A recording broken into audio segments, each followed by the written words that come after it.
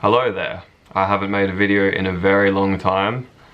It's probably been about a year or more, and a lot has changed in my own life.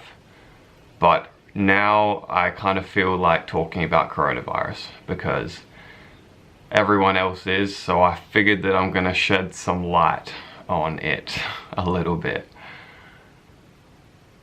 It is literally everywhere. You can't escape it. It is on the TV, it's on the phones, it's on the news, it's everywhere. It's in every conversation. I can't go through the day without hearing about it at least 20 times, you know? So it well and truly has gone viral. I just want to make a video about some tips, not so much telling you to wash your hands and keep your distance from people, because you know that already. I want to give you some tips that's going to help you mentally, emotionally, and spiritually to navigate this, which is pretty uncertain right now. I think we all feel that. It's an uncertain time. We're all feeling like, you know, what's going to happen? How long is it going to last? All that. This is no doubt an unprecedented time on planet Earth. It's really, like, I've never seen anything like this, and I don't think you would have either. This is new. There's a lot of fear, a lot of anxiety, and a lot of panic. And specifically, it's being shown on the media. This fear, this panic, it's being spread primarily by the media, which it's always done. You know, I've known this for a very long time, but this is just like, it's so obvious now that the media really, you know, doesn't have your best well-being at heart or in mind. It's not helping the situation, let's say. Many lessons will come from this. Lessons that I think we needed to learn as a culture, as a collective, as individuals. I think we all know that the world will never be the same again. While the effects of this will have challenging consequences for many people, this will be a wake-up call for many, particularly governments. I think when you look at the bigger picture, something like this was going to happen and perhaps needed to happen. We, as a species, have been running on a hamster wheel, going full speed ahead for far too long, and we needed something to slow us down before we, you know, went straight off a cliff.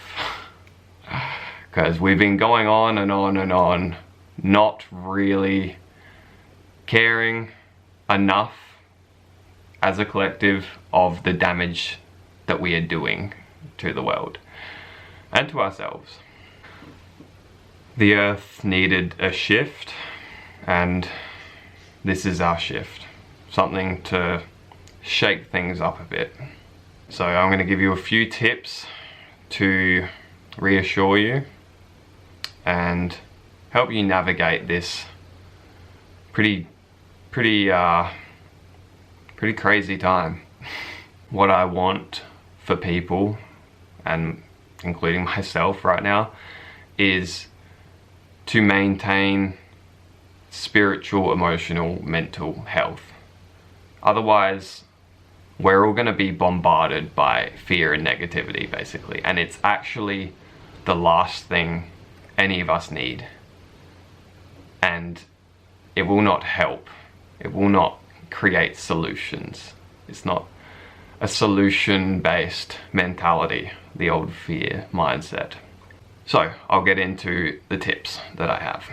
Number 1, focus on your everyday. Don't think about how many more cases are popping up in your country or in your state or in the world. How many more deaths there have been. Focus on your life, focus on your everyday moment, focus on this moment. Look at what's in front of you. Is there chaos where you're sitting right now? Is the sun shining? Are you breathing? Focus on these things. Focus on your everyday. It can be quite easy to get dragged into the grandiosity of, you know, the state of the whole planet right now. But it's not your baggage as an individual. It's really not your baggage to take on. What you should be focusing on doing is maintaining your health right now. And that includes your mental, emotional, spiritual health. So what you're focusing on and what you're allowing into your experience. So just focus on this moment and come back to the fact that you are alive, you're breathing, and things can be as calm as you allow them to be. Number 2, cut down on your media viewing. This includes social media, but particularly the news. The media is out of control right now, like I've said. It is perpetuating fear, negativity, and chaos. It has not helped with, you know, the hoarding of toilet paper and other items. It has really done us no good. I don't think it's done us much good at all, ever. But particularly now, it's very, very clear that, you know, it needs to be managed better. You know, the media has a lot to answer for. Fear, panic, dread, and low vibrational frequencies are being broadcast everywhere. The media is eating this up and doing all it can to sensationalize and create viewers, basically, and manipulate. That's what it's doing. It might not be this big, grandiose and paranoid conspiracy or anything like that, but I just think that the media really is full of shit, and you don't need it. You don't need it in your life right now, okay? Because it will drag you under if you overdo it. I'm not saying don't be aware of what's going on. I'm saying don't get dragged down. Don't allow your perception of the world and your perception of reality to be hijacked by the media giants. If you're searching for clarity, you won't find it in the news. And if there's something that you really need to know about, you as an individual or your family, you can be sure that you're going to probably find out.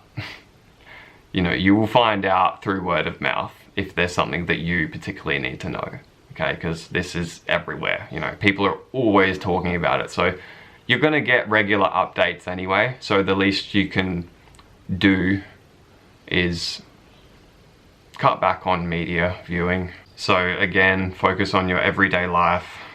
Just read a book, go for a walk, get out into nature. If you haven't started a meditation practice, now might be a good time.